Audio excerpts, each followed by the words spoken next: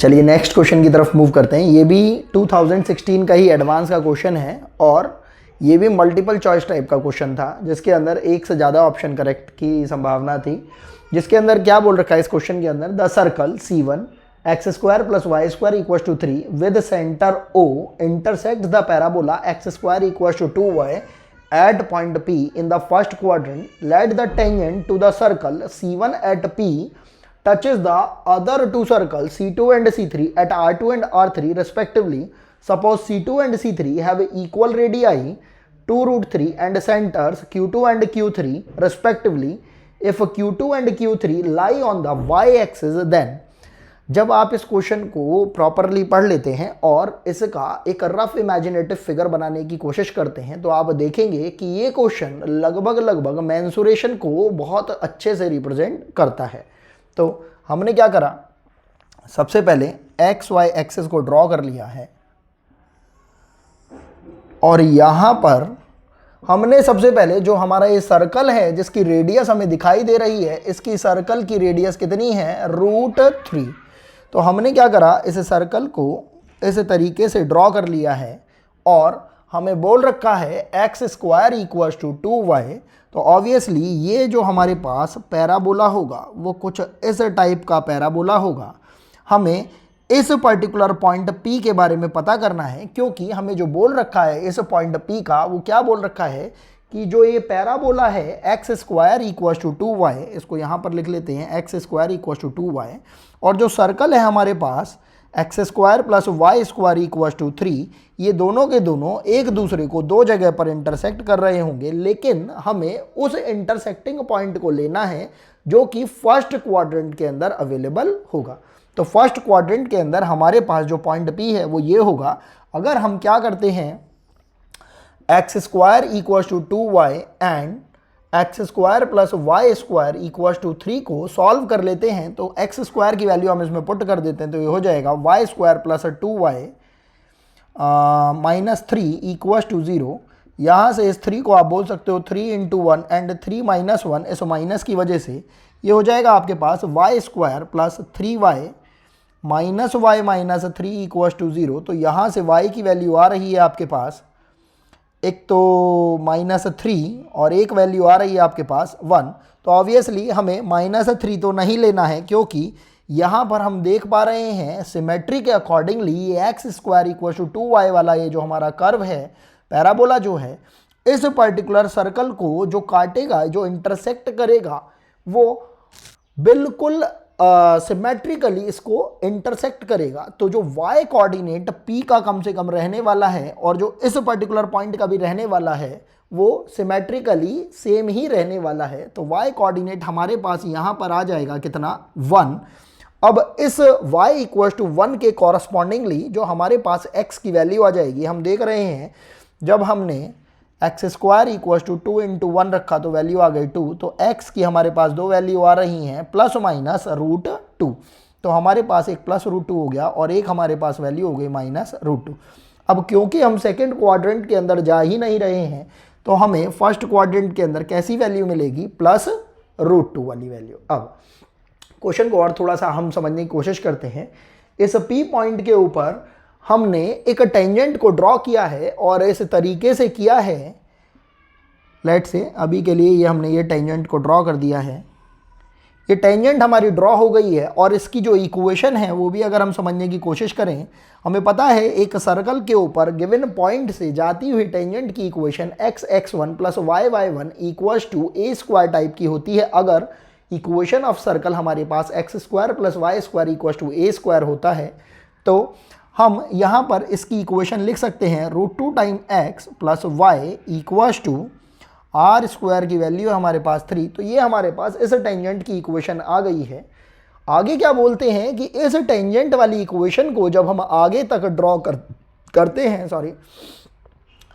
तो यहाँ पर हमारे पास दो सर्कल और अवेलेबल हैं C2 एंड C3, और इन दोनों सर्कल्स को ये जो टेंजेंट लाइन है उनको R2 एंड R3 पर टच करती है। ठीक है, उसके अलावा ये क्या बोल रहे हैं, जो दोनों सर्कल हैं C2 एंड C3, उन दोनों की रेडियाई जो है वो कितनी है, 2√3, मतलब सेम बता रखी है। एंड क्या बता रखा है, जो सेंटर है Q2 एंड Q3 उन दोनों ही सर्कल्स के उनका ये नाम है, वो इस तरीके से हमें गिवन कर रखा है। तो हमने क्या करा, उन सर्कल्स को रफली ड्रॉ करने की कोशिश करी और हम देखते हैं कि जो इनके जो सेंटर्स हैं Q2 एंड Q3 वो हमें गिवन कर रखे हैं क्वेश्चन के अंदर कि वो किस पर लाई करते हैं, y एक्सिस पर लाई करते हैं। ये हमारे लिए काफ़ी ज़्यादा अच्छा पॉइंट है। तो हमने क्या करा, अभी के लिए एक सर्कल को तो इस टाइप से ड्रॉ कर लिया, इसका सेंटर हो गया लेट से यहाँ पर Q2 ले सकते हैं आप, इसके सेंटर को Q2 ले लिया और इसके कोऑर्डिनेट हो गए 0, y2। और इसी तरीके से एक सर्कल हमारे पास यहाँ कहीं पर हो गया, सेम रेडियस का बनाना है हमें। हम समझ रहे हैं फिगर थोड़ी सी हमारी कम मोटी और ये थोड़ी सी कम पतली टाइप से हो गई है, लेकिन हमें समझ में आ पा रहा है कि ये पॉइंट हमारे लिए R3 हो गया, ये पॉइंट हमारे लिए R2 हो गया। इमेजिनेशन बहुत इंपॉर्टेंट है। ये हमारे लिए पॉइंट हो गया Q3, ये सर्कल है हमारे लिए C3 और ये सर्कल है हमारे लिए C2। बस ये चीज़ों का अगर आप ध्यान रखेंगे तो आपके लिए बहुत ज़्यादा ये हेल्पफुल हो जाएगा। आपको इतना समझ में आना चाहिए कि जब इस पॉइंट से आपने इस टेंजेंट के कांटेक्ट पॉइंट को जब मीट कराया, थोड़ा दोबारा से अच्छे से मीट करा देते हैं, तो ये एक परपेंडिकुलर की तरह एक्ट करेगा और ये वैल्यू हमें बता रखी है 2√3। और इसी तरीके से जब हम इस पॉइंट से इस सेंटर पॉइंट को मीट करा देंगे तो ये भी परपेंडिकुलर वर्क करेगा हमारे पास, क्योंकि हम जानते हैं सेंटर से टेंजेंट के ऊपर जब हम परपेंडिकुलर ड्रॉप कर रहे हैं, ऐसी टेंजेंट के ऊपर जो कि सर्कल के गिवन पॉइंट पर ही हमसे ड्रॉ करवाई गई है, तो जो ये हमारे पास सेंटर पॉइंट होता है उस R3 उस पर्टिकुलर कांटेक्ट पॉइंट को जब टच करता है तो टेंजेंट के ऊपर परपेंडिकुलर शो होता है। अब हमें बता रखा है कि ये वैल्यू भी हमारे पास कितनी है, 2√3 है। अगर हम अब अपने इस क्वेश्चन को थोड़ा सा सॉल्व करने की कोशिश करेंगे तो हम देखेंगे कि उसके अंदर बहुत सारी चीज़ें अब हमें पता लग पाएंगी। वो कैसे, हमने देखा कि ये जो हमारे पास टेंजेंट की ये जो लाइन है, ये टेंजेंट की लाइन इन दोनों सर्कल के ऊपर भी टेंजेंट है। और जब इस टेंजेंट की लाइन की इक्वेशन हम जानते हैं तो हम अगर इस टेंजेंट की लाइन को आगे तक ड्रॉ कर देते हैं तो इसके सेंटर पॉइंट लेट से हमने इसको मान लिया 0, y3, इसको मान रखा है 0, y2। तो अगर हम किसी भी सेंटर पॉइंट से इस टेंजेंट के ऊपर परपेंडिकुलर ड्रॉप कर देंगे तो वो परपेंडिकुलर लेंथ रेडियस के इक्वल आएगी। हम देख पा रहे हैं कि वैसे तो इन दोनों सर्कल का जो साइज है वो सेम होना चाहिए था, लेकिन क्योंकि हम एक रफ फिगर बना रहे हैं, रफ फिगर को बहुत ही एक्यूरेट बनाने के चक्कर में हमारे पास टाइम का यूटिलाइजेशन जो है वो थोड़ा सा गड़बड़ा जाएगा। तो इसीलिए चीज़ों को अपने बस माइंड में रखते हुए हमने इसको सॉल्व करना स्टार्ट किया। हमें बस बेसिक चीज़ों का अपने लिए ध्यान रखना था, वो हमने ध्यान में रख लिया है। और हमने क्या करा, इस लाइन, ये जो ये टेंजेंट की लाइन है, इसके ऊपर हमने परपेंडिकुलर ड्रॉप करा दिया, चाहे इस पॉइंट से करा दीजिए चाहे इस पॉइंट से करा दीजिए। लेट से हमने इस वाले पॉइंट से परपेंडिकुलर ड्रॉप कराया टेंजेंट की लाइन के ऊपर, तो वो किसके इक्वल आएगा, रेडियस 2√3 के इक्वल, वो हो जाएगा 2√3। और ये मॉडुलस में हमारे पास वैल्यू आएगी। ये आपने जब इसमें सेटिस्फाई कराया तो ये कितना हो रहा है, √2 टाइम्स 0 प्लस y3 माइनस 3, इस 3 को भी आप LHS में लेके आ गए, अपॉन, आप देख रहे हो अंडर रूट ऑफ x का कोफिशिएंट √2 का स्क्वायर मतलब 2 प्लस y, ये जो यहाँ पर y था उसका कोफिशिएंट का स्क्वायर, उसकी वैल्यू हो जाएगी 1। तो हमारे पास आ रहा है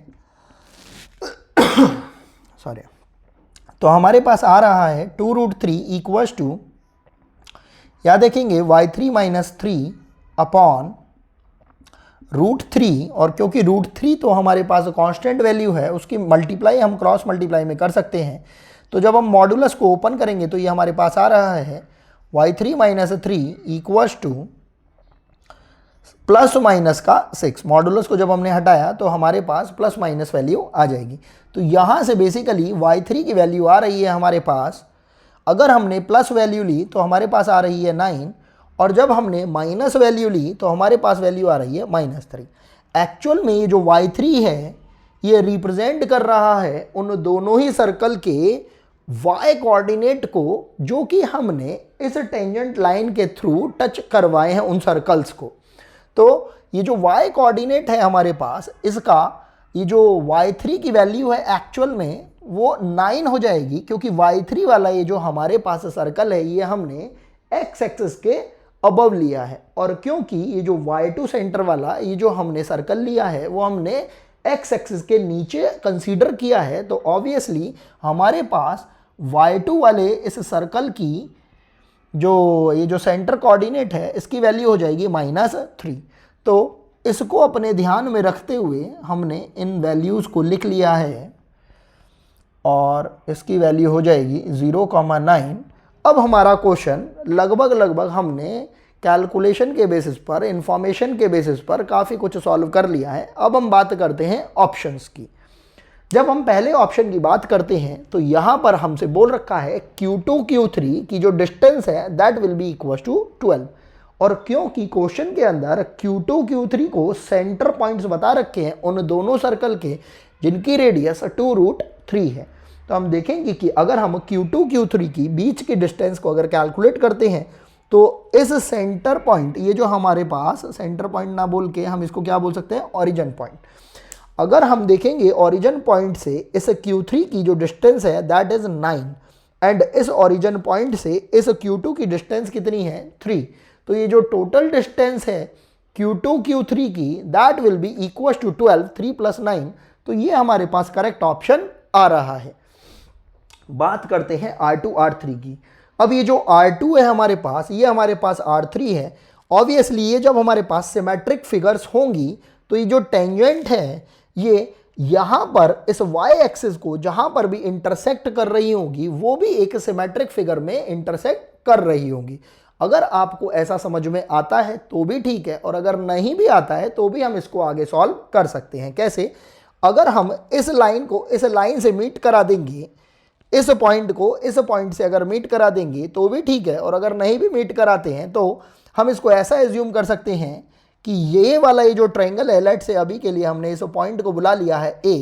अगर हम बात करते हैं in triangle Q2 R2 and A, हम क्या बोल रहे हैं कि अगर ये इंटरसेक्टिंग पॉइंट A है तो इस triangle A Q2 and R2 के अंदर यहाँ पर Q2 R2 is perpendicular on R2A। अब यहाँ पर अगर ये परपेंडिकुलर है तो ये AQ2 यहाँ पर हाइपोटेनियस की तरह वर्क करेगा।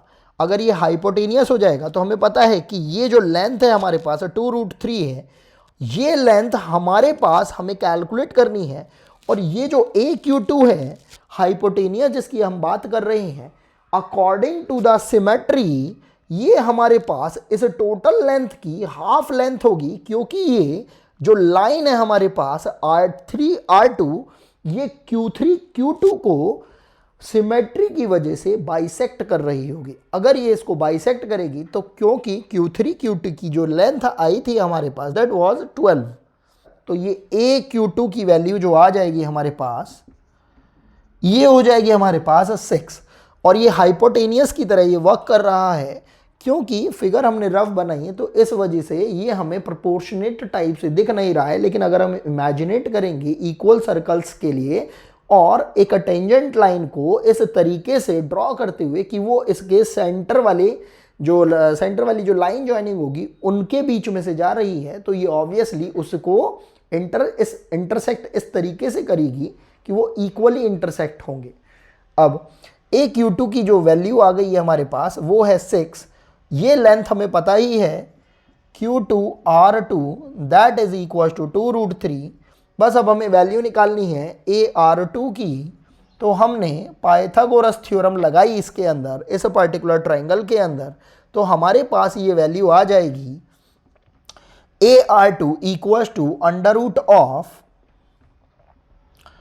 हाइपोटेनियस का स्क्वायर मतलब 6 का स्क्वायर मतलब 36 माइनस, और ये जो ये हमारे पास परपेंडिकुलर लेंथ है इसका स्क्वायर दैट विल बी 4 × 3 12 तो ये वैल्यू आ रही है हमारे पास √24, जिसको कि आप क्या बोल सकते हो 2√6। ध्यान से देखेंगे अब यहाँ पर, क्योंकि हमारे पास ये जो लेंथ आई है ये हाफ लेंथ ही आई है किसकी, R2 एंड R3 की। तो आप यहाँ से बोल सकते हैं R2 R3 is equal to twice time of AR2 और ट्वाइस टाइम ऑफ AR3। और क्योंकि आपने AR2 तो कैलकुलेट कर लिया है तो ये हो जाएगा आपके पास ट्वाइस टाइम ऑफ 2√6 और ये टोटल वैल्यू हो जाएगी आपके पास 4√6। तो आपके पास R2 R3 जो लेंथ है वो भी कैलकुलेट होके आ रही है, दैट इज 4√6, और ऑप्शन के अकॉर्डिंगली भी ये आपको करेक्ट वैल्यू दे रही है। अब बात करते हैं थर्ड ऑप्शन की। थर्ड ऑप्शन में क्या बोल रखा है, area of triangle OR2 R3। यहाँ पर हमें जो इस पर्टिकुलर जो छोटे वाला जो सर्कल था x² + y² = 3, उसका जो सेंटर बता रखा था वो कितना बता रखा था, O। अब ये क्या बोल रहे हैं कि अगर हम इस O से इस R2 को मिला देंगे और ये जो ये हमारे पास O है इसी से अगर हमने R3 को मीट करा दिया तो हमारे पास बनने वाले इस ट्रायंगल का एरिया कितना हो जाएगा। बहुत ही सिंपल सा है हमारे पास। जैसे हमने इस P पॉइंट से ये जो टेंजेंट को ड्रॉ किया था, ऑब्वियसली जब हम इसके ऊपर यहाँ पर परपेंडिकुलर ड्रॉप करेंगे तो ऑब्वियसली ये हमारे पास इस ट्रायंगल के लिए भी अगर हम बेस लेते हैं R2 R3 तो उस केस के अंदर ये OP भी हमारे लिए किस तरह वर्क करेगा, एक परपेंडिकुलर की तरह वर्क करेगा। अब इस परपेंडिकुलर की लेंथ को निकालने के लिए सिंपल सा तरीका है कि आप इस OP लेंथ को कैलकुलेट कर लें। तो हमारे पास area of triangle OR2 R3 आ जाएगा हाफ ऑफ बेस तो अभी आपने कैलकुलेट करा था R2 R3 दैट वाज 4√6, और परपेंडिकुलर लेंथ कितनी हो जाएगी हमारे पास OP, अगर आप ध्यान से देखें ये हो जाएगा हमारे पास √3। तो यहां से ये हमारे पास कितनी वैल्यू आ रही है 2 × 3 × √2, तो वैल्यू हो रही है हमारे पास 6√2। तो वैल्यू जो इसकी आ रही है वो 6√2 आ रही है और ये भी हमारा करेक्ट ऑप्शन हो रहा है according to the given option. अब बात करते हैं हम फोर्थ ऑप्शन की, जिसमें बोल रखा है area of triangle PQ2 Q3। तो अगर हम देखते हैं हमारे पास P ये है, Q2 हमारे पास ये है एंड Q3 हमारे पास ये है। तो अगर हमने इस पॉइंट P से इस Q2 को मिला दिया और इस Q3 को भी मिला दिया तो बनने वाला जो ट्रायंगल है हमारे पास इस टाइप का ये बन रहा है। अगर इस कंडीशन में हम देखें तो हमारे पास PQ2 Q3 के अंदर जो बेस लेंथ है that is equal to Q2 Q3 and जो परपेंडिकुलर लेंथ होगी वो इस पॉइंट P से इस y एक्सिस के ऊपर ड्रॉप किए गए परपेंडिकुलर के इक्वल होगी। तो यहाँ से हम देख रहे हैं परपेंडिकुलर जो ड्रॉप किया जाएगा पॉइंट P से y एक्सिस के ऊपर, उसकी जो लेंथ होगी वो इस पॉइंट P के x कोऑर्डिनेट के इक्वल ही आ रही है। तो यहाँ से अगर हम बात करते हैं area of triangle PQ2 Q3 तो इसकी वैल्यू हो जाएगी हाफ ऑफ बेस तो हम देख रहे हैं कितना है Q2 Q3 that is equal to 12 and perpendicular length कितनी हो जाएगी हमारे पास √2। तो ध्यान से देखेंगे इसकी वैल्यू आ रही है हमारे पास 6√2। लेकिन यहाँ पर जब हम ये PQ2 Q3 का एरिया कैलकुलेट करेंगे तो ये जो एरिया आएगा हमारे पास जो 6√2 आ रहा है वो ऑप्शन से मैच नहीं करता है। तो हमारा ये जो फोर्थ ऑप्शन है ये करेक्ट नहीं हो पाता है। हमारे इस क्वेश्चन के अंदर जो रिक्वायर्ड आंसर है वो है option A, option B and option C। हमारे क्वेश्चंस का सिलसिला ऐसे ही जारी रहेगा। आई होप आपको ये क्वेश्चन समझ में आया होगा। मिलते हैं आपसे नेक्स्ट वीडियो के अंदर। Thanks for watching.